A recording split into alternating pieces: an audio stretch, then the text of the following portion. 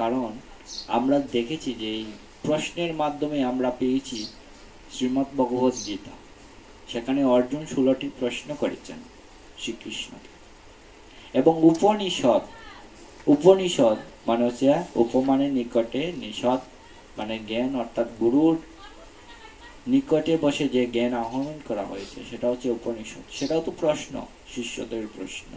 সেই রকম আমরা পেয়েছি মহাভারত। বৈষম্য পরায়ণ ঋষিকে প্রশ্ন করেছেন জন্মেজয়।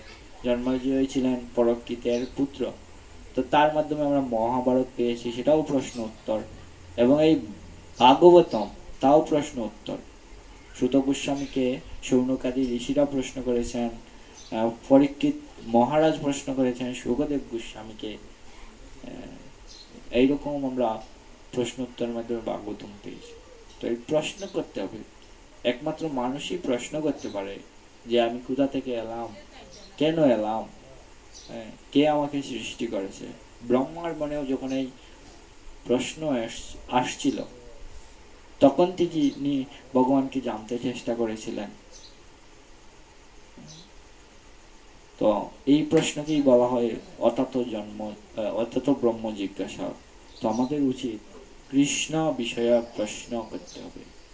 আর অন্য কথা হচ্ছে প্রজল্পের মতো, কালের গহ্বরে হারিয়ে যাবে, কিন্তু ভগবানের কথা হচ্ছে চিন্ময় ভগবানের মতো, এবং তা আমাদের জড় বিষয় থেকে মুক্ত করবে। প্রপাত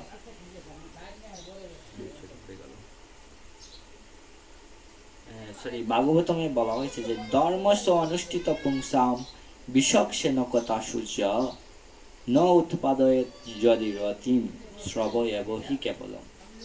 তো ভগবানের স্ববৃত্তি অনুসারে বর্ণশ্রম পালন রূপ স্বধর্ম অনুষ্ঠান করার ফলেও যদি পরমেশ্বরের ভগবানের মহিমা শ্রবণের কীর্তনে আসক্তি না হয়, তাহলে তা বৃথাশ্রম মাত্র। তো এই কৃষ্ণ কথা যদিও ঋষিরা জানতেন, তারপরেও তারা জগতের মঙ্গলের জন্য সুত গোস্বামীকে জিজ্ঞাসা করেছে। তো এটা আমাদের কর্তব্য যে প্রশ্ন করা ভগবানের বিষয়ে। চৈতন্য মহাপ্রভু বলেছেন,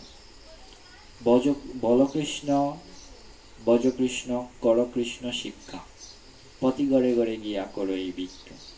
তো কৃষ্ণ শিক্ষা, কৃষ্ণ বিষয়ক জ্ঞান, যদি জ্ঞান লাভ করতে চাই আমাদের প্রশ্ন করতে হবে, এবং এই প্রশ্নের মাধ্যমে আমরা ভগবানের কথা জানতে পারবো।